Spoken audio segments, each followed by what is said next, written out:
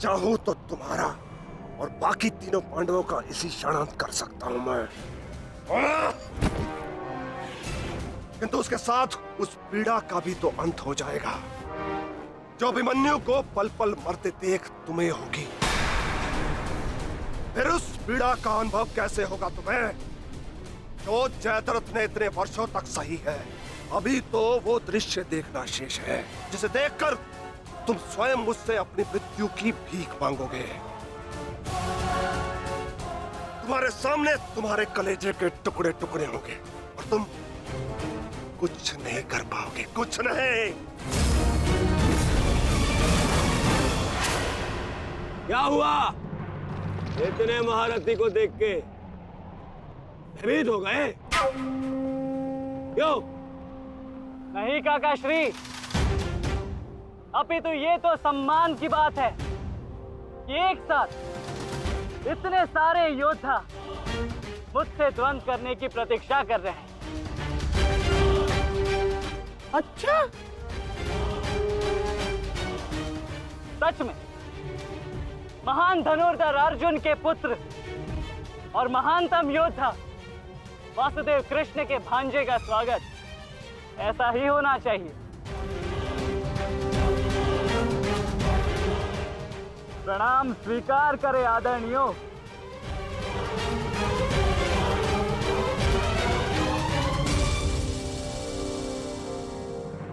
अपनी सीमा में रहो बालक। जितना कम अपमान करोगे उतनी ही कम पीड़ादायक मृत्यु मिलेगी तुम्हें। जितना जीवित रहूंगा उतनी हानि करूंगा, क्योंकि मेरी श्वास ही मेरा अस्त्र है और जब तक मेरी श्वास चलेगी तब तक यमदेव तांडव करेंगे।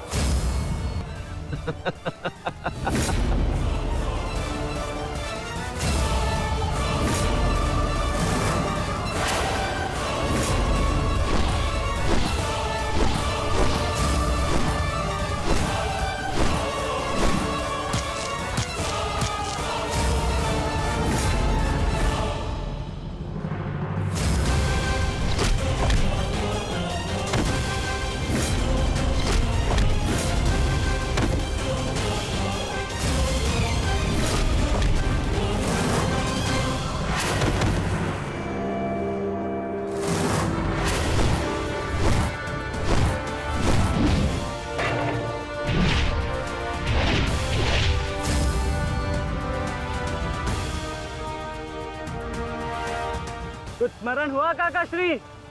कहा था ना मैंने कि जब जब आपसे द्वंद्व करूंगा तब तब आपके वस्त्र हरण करूंगा और तब तब आपके मुख पर इस लज्जा को देख अपने मन में जल रही प्रतिशोध की ज्वाला को शीतलता प्रदान करूंगा।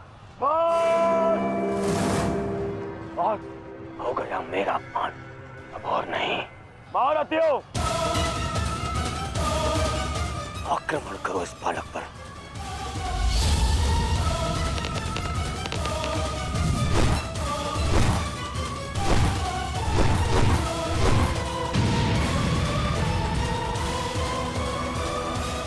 एक क्या रहे हैं?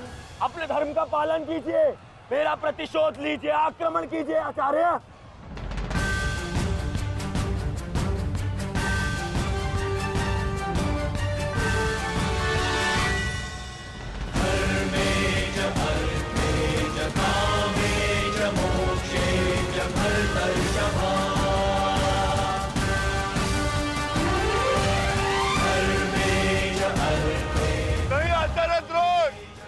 ऐसा अनर्थ मत कीजिए। ऐसे अधर्म में आप कैसे सम्मिलित हो सकते हो?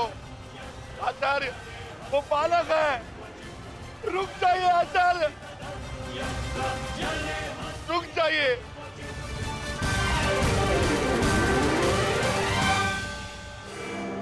अपना दिया वचन स्मरण है ना पिताश्री?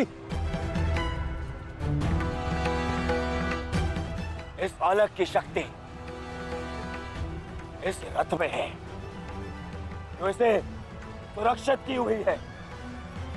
आचार्य, इस बालक को रथ विहीन कीजिए।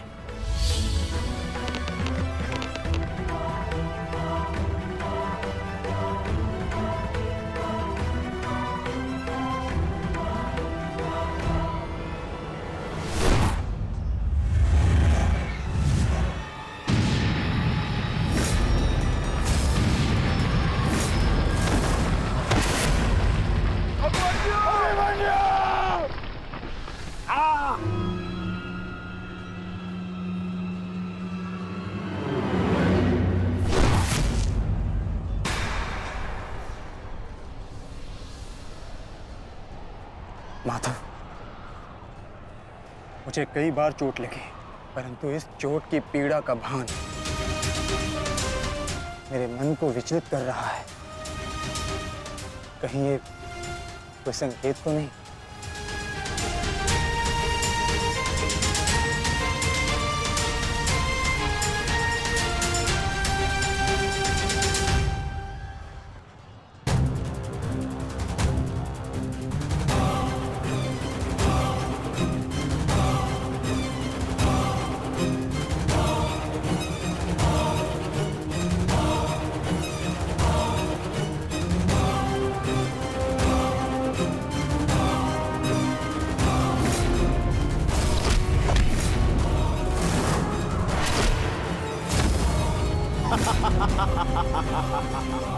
दुर्योधन, केवल आचार्य द्रोण को अपना वचन ज्ञात कराने से क्या होगा? इतने अपमान के पश्चात भी अंगराज कर्ण तो जो के त्यों खड़े हैं। क्या इनका इस युद्ध के प्रति कोई कर्तव्य नहीं? मैं केवल नियम का पालन कर रहा हूँ गांधार नरेश। नियम और नीति कहती है कि एक योद्धा के साथ केवल एक ही योद्धा युद्ध कर सकता है, और तुरंत के लिए अभिमन्यु युद्ध के लिए किसको चुनेगा वो उसका अधिकार है। नहीं मित्र, ये विकल्प लेने का समय नहीं है। अंत करो इसका। नहीं मित्र, हमें ये युद्ध जीतने के लिए अनीति का सहारा लेने की आवश्यकता नहीं है। नीति सिखाते सिखाते प्रपितामह शरशैया पर चले गए। यदि इन्हें नीति का ज्ञान होता तो आज ये युद्ध संभव ही ना होता। अभिमन्यु, तुम्हें विकल्प चुनना होगा।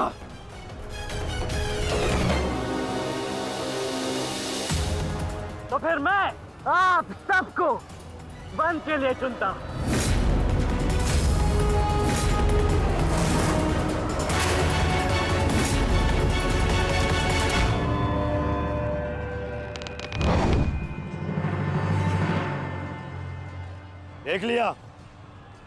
देख लिया, इसने अपना विकल्प चुन लिया। अब इस पर दया दिखाने की कोई आवश्यकता नहीं है। अब आक्रमण करने की आवश्यकता है। आक्रमण करो और अपना वचन स्मरण रखो कर्ण। देख रहे हो पांडवों, अभी तो ये रथ विहीन हुआ है, फिर निशस्त्र होगा और फिर प्राणहीन।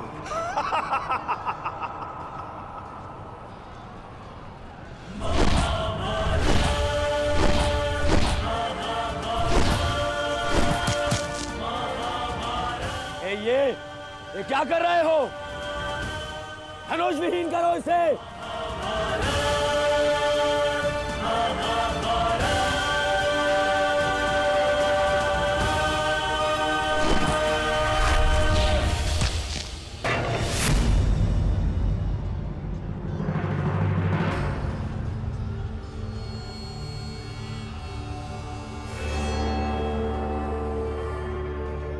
ठहरो मित्र, स्मरण रहे, इससे इतनी सरल मृत्यु नहीं देनी है। सूर्यास्त होने तक इसकी श्वास इससे अलग नहीं होनी चाहिए। अबे इसमें बहुत पीड़ा सहनी शेष है। मित्र, ये एक योद्धा है, इसे योद्धा की मृत्यु दो। अरे योद्धा नहीं है ये, उन भगोड़े पांडवों का मेला रक्त है। इसे बहना होगा। मित्र जागो, जागो मित्र, और प्रहार करो।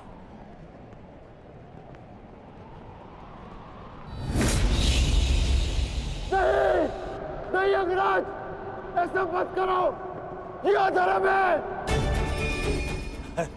अधर्म? अंगराज,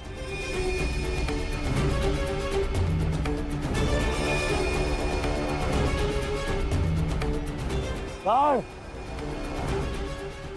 स्मरण करो, स्मरण करो कैसे इन पांडवों ने तुम्हारे पुत्र को मारा था। दया तो इन्होंने भी नहीं दिखाई थी उस पर।